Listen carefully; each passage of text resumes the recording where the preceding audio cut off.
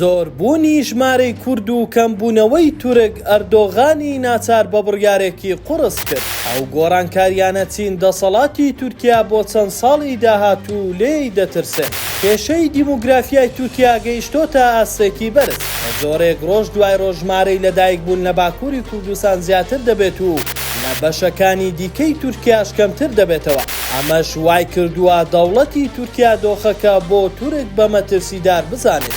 ئەردۆغان بە بەردەوامی داوا دەکات هاوڵاتیانی تورکیا مەنعی منداڵبوون ڕابگرن وەچەی زیاتر بخەنەوە، بەڵام ساڵ بە ساڵ ڕێژەی منداڵبوون لە تورکیا بە تایبەتی شارە گەورەکان و ڕۆژئاوای تورکیادا دەبەزێت. بۆ ئەمەش بۆ یەکەم جار بە ناچاری بڕیاری پێدانی هاوکاری دارایی بۆ خستنەوەی منداڵدرا. بۆ منداڵی یەکەم $150 و بۆ منداڵی دووەم $40 و بۆ منداڵی سێم $150 دابین کرا. بەهۆی گرانی و قەیرانی دارایی هاوڵاتیانی تورکیا ئامادەنین منداڵ بخەنەوە. بە پێچەوانەوە لە باکووری کوردستان بەهۆی پشتبەستنیان بە کشتوکاڵ کورد منداڵی زیاتر دەخاتەوە و کاریگەری لەسەر ڕێژەی دانیشتوان دروست کردووە. تورکیا بەرزترین بربەستی هەڵبژاردننی پەرلەمانی هەیە لە جیهان. هەدەفە بۆ یەکەم جار توانی تێیپەڕێنێت بەمەش تورکەکان شۆک بوون کە لە بنەڕەتدا بۆ ئەوە دانرا هیچ پارتێکی کوردی نەتوانێ بیشکێنێت.